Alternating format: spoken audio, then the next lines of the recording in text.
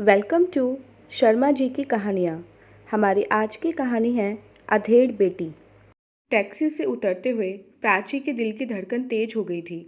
पहली बार अपने ही घर के दरवाजे पर उसके पैर ठिठक गए। वह जड़बड़ खड़ी रह गई थी। क्या हुआ? क्षितिज ने उसके चेहरे पर अपनी गहरी दृष्टि डाली थी। डर लग रहा है। चलो लौट चलते हैं। माँ को फ़ोन पर खबर कर देंगे। जब उनका गुस्सा शांत हो जाएगा तब आकर मिल लेंगे। प्राची ने मुड़ने का उपक्रम किया था। यह क्या कर रही हो? ऐसा करने से तो माँ और भी नाराज़ होंगी। और अपने पापा की सोचो, उन पर क्या बीतेगी। क्षितिज ने प्राची को आगे बढ़ने के लिए कहा था। प्राची ने खुद को इतना असहाय कभी महसूस नहीं किया था। उसने क्षितिज की बात मानी ही क्यों? आधा जीवन तो कट ही गया था, शेष भी इसी तरह बीत जाता। अनवरत विचार श्रृंखला के बीच अनजाने में ही उसका हाथ कॉलबेल की ओर बढ़ गया था। घर के अंदर से दरवाजे तक आने वाली माँ की पदचाप को वे बखूबी पहचानती थी। दरवाज़ा खुलते हुए और क्षितिज माँ के कदमों में झुक गए, पर मीरा देवी चौंक कर पीछे हट गई।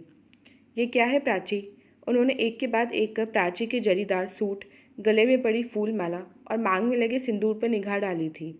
माँ, मैंने क्षितिज से विवाह कर लिया है। प्राची ने क्षितिज की ओर संकेत किया था। मैंने मना किया था ना, पर जब तुमने मेरी इच्छा के विरुद्ध विवाह कर ही लिया है तो यहाँ क्या लेने आई हो? मीरा देवी फुफकार उठी थी। क्या कह रही हो माँ? वीणा, निधि और राजा ने भी तो अपनी इच्छा से विवाह किया था। हाँ, पर तुम्हारी तरह विवाह करके आशीर्वाद लेने द्वार पर नहीं आ खड़े हुए थे। माँ, प्रयत्न तो मैंने भी किया था, पर आपने मेरी एक नहीं सुनी।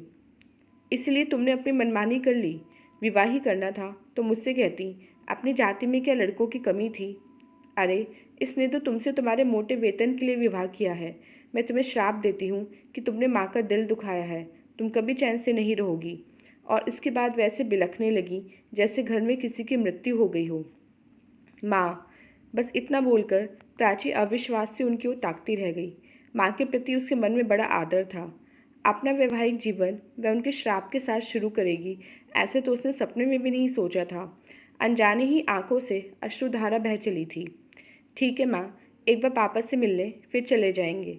प्राची ने कदम आगे बढ़ाया ही था कि मीरा देवी फिर भड़क उठी। कोई ज़रूरत नहीं है ये दिखावा करने की। विवाह करते समय नहीं सोचा अपने अपाहिज पिता के बारे में, तो अब यह सब रहने ही दो। मैं उनकी देखभाल करने में पूर्णतः सक्षम हूँ। मुझे किसी की दया नहीं चाहिए। मीरा देवी ने प्राची का रास्ता रोक दिया। कौन है मीरा? अंदर से नीरज बाबू का सर उभरा था। मैं उन्हें समझा दूंगी कि उनकी प्यारी बेटी प्राची अपनी इच्छा से विवाह करके घर छोड़कर चली गई। वे क्षितिज को लक्ष्य करके कुछ बोलना ही नहीं चाहती थी, मानो वह वहाँ हो ही नहीं। चलो चलें। आखिर मौन क्षितिज नहीं तोड़ा। वह सहारा देकर प्राची को टैक्सी तक ले गया और प्राची टैक्सी में बैठी देर तक सुबकती रही। क्षितिज लगातार उसे चुप कराने की कोशिश करता रहा। देखा तुमने क्षितिज, पापा को पक्षाघात होने पर मैंने पढ़ाई छोड़कर नौकरी की। आगे की पढ़ाई सांध्य विद्यालय में पढ़कर पूरी की। निधि, राजा, प्रवीण, वीणा की पढ़ाई का भार, पापा के इलाज के साथ साथ घर के अन्य खर्चों को पूरा करने में मैं तो जैसे मशीन बन गई थी। मैंने अपने बारे में कभी सोचा ही नहीं। निधि, राजा और वीणा ने नौकरी करते ही अपनी इच्छा से विवाह कर लिया। तब तो माँ ने दोस्तों संबंधियों को बुलाकर विधि विधान से विवाह कराया, दावत दी।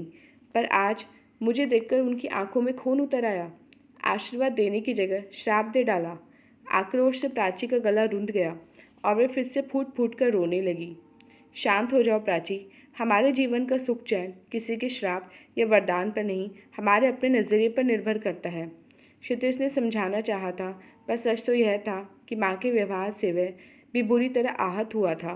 अपने फ्लैट के सामने पहुंचते ही क्षितिज ने फ्लैट की चाबी प्राची को थमा दी और बोला, यही है अपना गरीब खाना। प्राची ने चारों ओर निगाह डाली, घूमकर देखा और मुस्कुरा दी। डबल बेडरूम वाला छोटा सा फ्लैट बड़े सुरुचिपूर्ण ढंग से सजाया गया था। प्राची ड्राइंग रूम में पड़े सोफे पर पसर गई। मन का बोझ कम होने का नाम ही नहीं ले रहा था। मन अजीब से अपराध बोध से पीड़ित था। पता नहीं क्षितिज से विवाह का उसका फैसला सही था या गलत। हर ओर से उठते सवालों की बौछार से भयभीत होकर उसने आंखें मूंद ली तो पिछले कुछ समय की यादें उसके मन रूपी सागर तट से टकराने लगी थीं। कोई अच्छा सा युवक देखकर विवाह कर ले प्राची। अब तो राजा, प्रवीण, वीणा और निधि सभी सुव्यवस्थित हो गए हैं। रहा हम दोनों का तो किसी तरह संभाल ही लेंगे। क्यों उपहास करते हैं पापा? मेरी क्या विवाह करने की उम्र है। वैसे भी अब किसी और के सांचे में ढलना मेरे लिए संभव नहीं होगा। वह हंसती थी। नीरज बाबू को रजाई उड़ाकर और पास की मेज पर पानी रख प्राची अपने कमरे में आई तो आंखों में नींद का नामो निशान नहीं था। शायद 5 वर्ष हुए होंगे जब उसके सहपाठी सौरभ ने उसके सामने विवाह का प्रस्ताव रखा था। बाद में उसके माता पिता घर भी आए थे, पर माँ ने इस विवाह के प्रस्ताव को नहीं माना था। बेटा समझकर तुम्हें पाला है, अब तुम प्रेम के चक्कर में पड़कर विवाह कर लोगी तो इन छोटे बहन भाइयों का क्या होगा। माँ क्रोधित स्वर में बोली थी। सौरभ ने अपने लंबे प्रेम प्रकरण का हवाला दिया तो वह भी अड़ गई थी।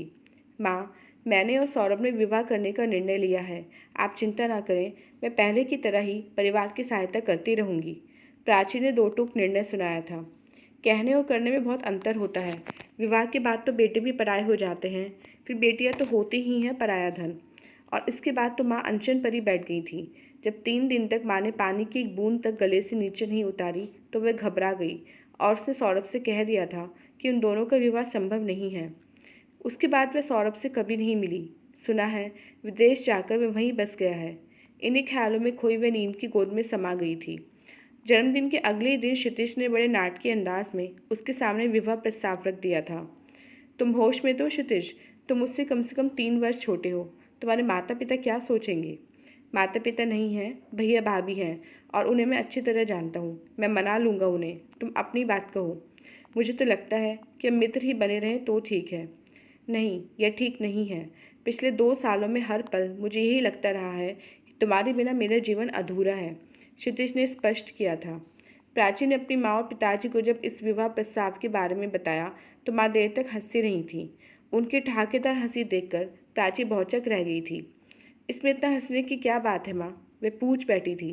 हंसने की नहीं तो क्या रोने की बात है? तुम्हें क्या लगता है वह तुमसे विवाह करेगा? तुम ही कह रही हो कि वह तुमसे 3 साल छोटा है। क्षितिज इन सब बातों को नहीं मानता। हाँ, वह क्यों मानेगा? वह तो तुम्हारे मोटे वेतन के लिए विवाह कर ही लेगा, पर यह विवाह चलेगा कितने दिन? क्या कह रही हो माँ? क्षितिज की कमाई मुझसे कम नहीं है और क्षितिज आयु के अंतर को खास महत्व नहीं देता। तो फिर देर किस बात की है? जाओ, जाकर शान से विवाह रचाओ। माता पिता की चिंता तो तुम्हें है नहीं।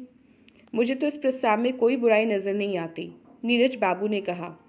तुम्हें दीन दुनिया की कुछ खबर भी है? लोग कितने स्वार्थी हो गए हैं। माँ ने ही कहकर पापा को चुप करा दिया था। क्षितिज नहीं माना। लगभग 6 माह तक दोनों के बीच तर्क वितर्क चलते रहे थे। आखिर दोनों ने विवाह करने का निर्णय लिया था, लेकिन विवाह कर प्राची के घर जाने पर दोनों का ऐसा स्वागत होगा ये क्षितिज तो क्या, प्राची ने भी नहीं सोचा था।